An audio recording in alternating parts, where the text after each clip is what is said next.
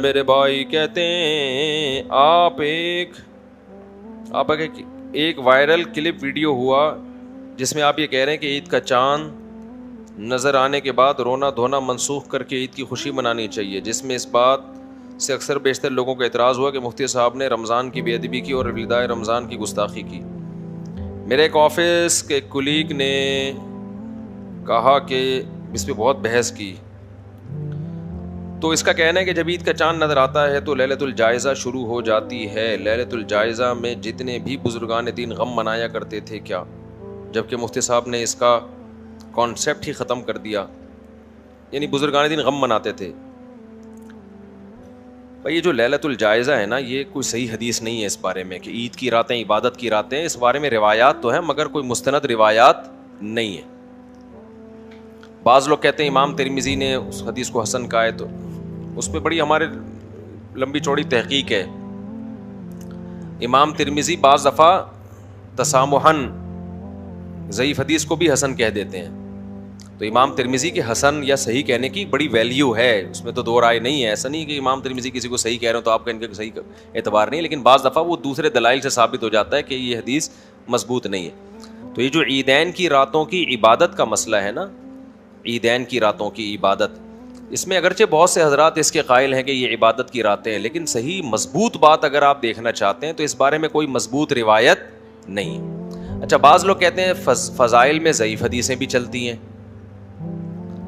بالکل، فضائل میں ضعیف حدیث بیان کرنے میں کوئی حرج نہیں ہے، لیکن وہ فضیلت جو پہلے سے صحیح حدیث سے ثابت ہو۔ مثال کے طور پر فرض نماز کی فضیلت قرآن سے بھی ثابت اور حدیث سے بھی۔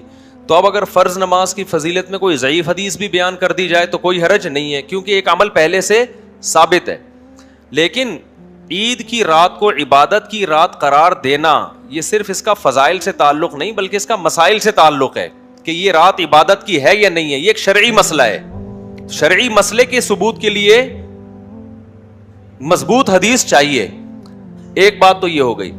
دوسری بات یہ کہ یہ جو عیدین کی راتوں کو عبادت کی رات کہا جاتا ہے نا، تو شریعت کا ایک اور اصول ہے کہ اگر کوئی حدیث کسی متفقن علیہ اصول سے ٹکرا رہی ہے اور وہ اصول بھی قرآن و سنت سے مضبوط دلائل سے ثابت ہے، تو پھر اس حدیث کو قبول کرنے میں اور زیادہ احتیاط سے کام لیا جائے گا، کیونکہ ایک اصول سے ٹکرا رہی ہے۔ اصول کیا ہے کہ رمضان جب ختم ہوتا ہے نا تو اگلے ہی دن کیا شروع ہو جاتا ہے؟ عید کا دن۔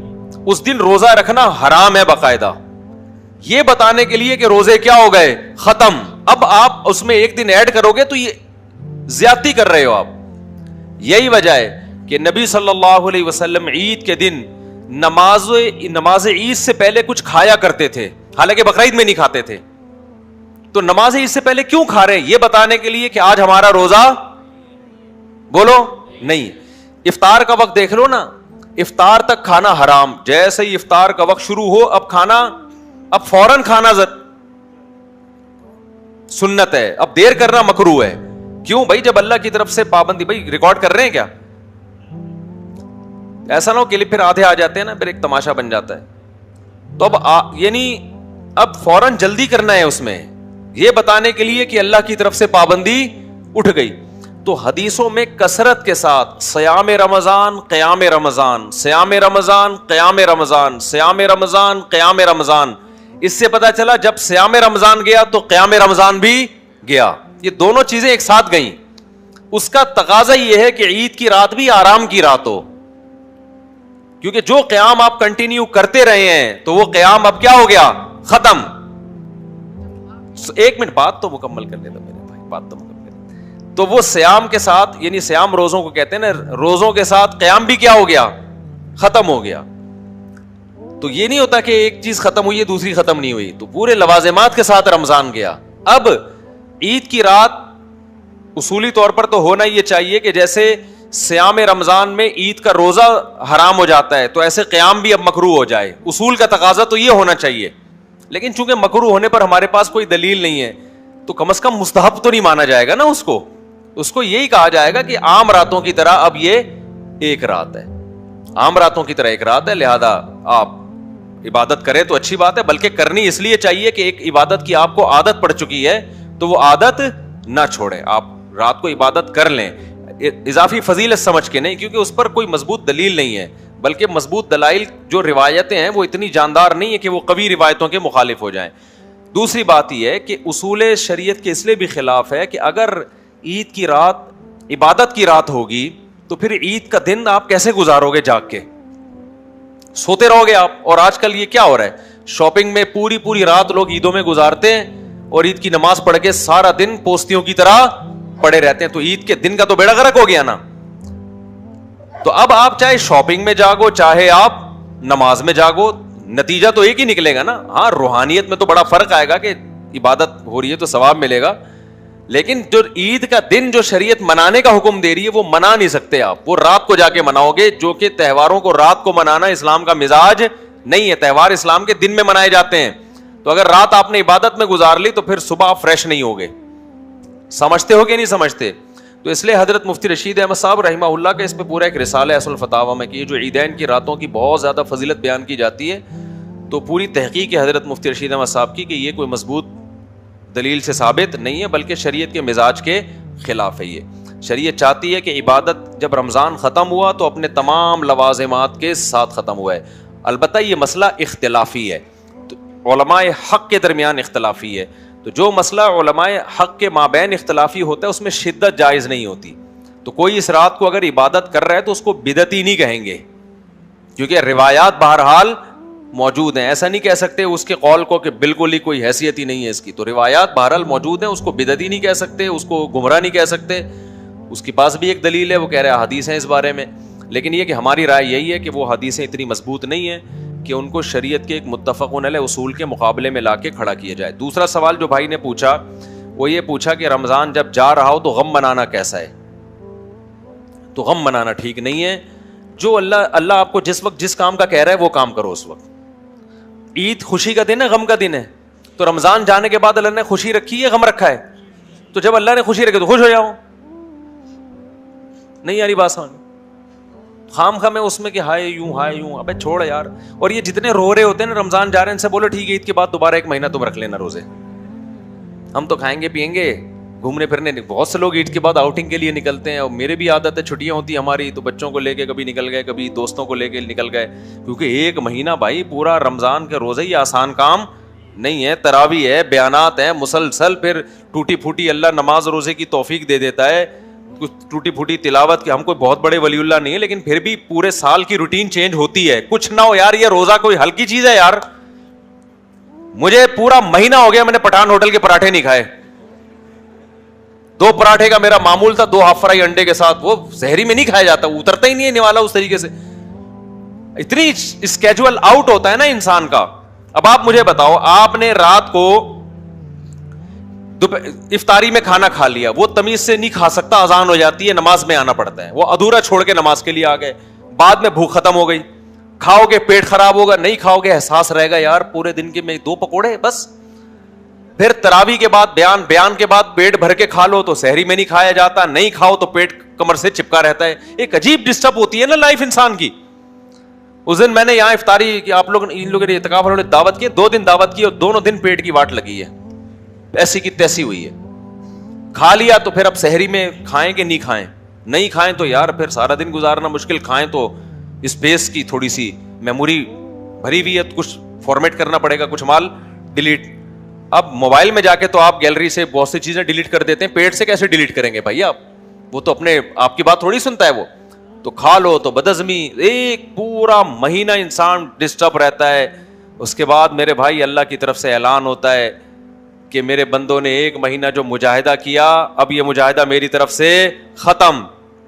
اور کیسی پیاری دعا نبی نے سکھائی افطار کے وقت, ذهب الظما, پیاس چلی گئی, وابتلت العروق, رگیں تنگ تر ہو گئی, وثبت الاجر انشاءاللہ, اور اللہ نے جو اجر رکھا ہے روزے دار کے لیے وہ ہمارے مقدر میں لکھ دیا گیا. تو جب رمضان جاتا ہے تو اللہ ہم جیسے, ٹھیک ہے محبت اپنی جگہ ہے رمضان سے, کچھ نہ کچھ رمضان جانے کا ایک نیچرلی غم بھی ہوتا ہے انسان کو, ایک برکتیں تھیں وہ ختم ہو رہی ہیں, لیکن اللہ اس غم کو منانے کی اجازت نہیں دے رہا.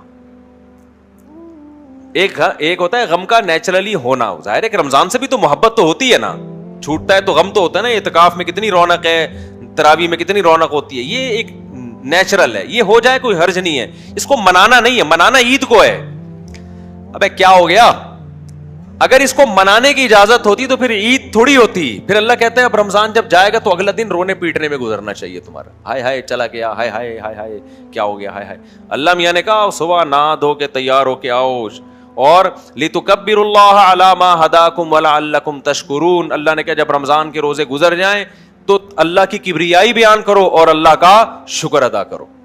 तो जब रमजान गुजरता है तो हम ये सोच के कि अल्लाह ने हमें 30 दिन के या 29 दिन के रोजों की तौफीक दी, अब वो टेंशन भी खत्म, अब तमीज से टाइम पे उठेंगे, पराठे दोबारा से फोड़ेंगे। तो ये अल्लाह की तरफ से आजादी मिल रही है भाई, और ये ऐसी नेमत है कि 1 महीनों के रोजों का अजर भी अल्लाह ने अपने अमाल में लिख दिया।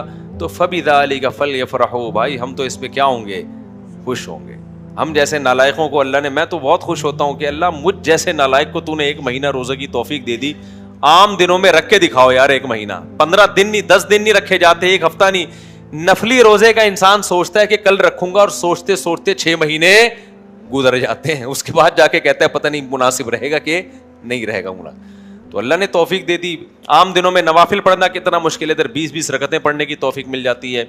तो गम होता है, फिर भी मैं बता रहा हूँ रमजान छूटने का अपना गम होता है, लेकिन मनाना गम नहीं है, मनानी क्या है, खुशी है, क्योंकि अल्लाह कह रहा है अब खुश हो जाओ। और जो गम हो रहा है ना वो भी इसलिए हो रहा है कि जा रहा है रमजान, और पता है कि अब 1 साल से पहले नहीं आएगा। अगर कोई कान में आके कहते कि तुझे इतना गम हो रहा है, तेरे लिए फरिश्ते ने आके एक अलग से पैकेज दिया कि अगला महीना फिर तेरा रमजान है, फिर देखो बेहोश हो जाएंगे टेंशन से, अबे ये क्या हो गया यार, फिर 1 महीना, ये तो जा रहा है ना, तो गम खाली पीली का गम में कोई मसला नहीं। लेकिन अगर अल्लाह मियाँ कह दें, हजरत ईसा अलैहिस्सलाम आ जाएं और वो कहें कि वो अब तो शरीयत चेंज नहीं हो सकती, एक फर्जी मिसाल दे रहा हूँ कि ख्वाब आ जाए उसको कि भाई तू अब 1 महीना रख ले, तेरे लिए रमजान नहीं किया वही सवाब मिलेगा। अगर भी कहेगा भाई अल्लाह बहुत हो गई, ठीक है ना, बहुत ज्यादा हो गया, 1 महीना बहुत है।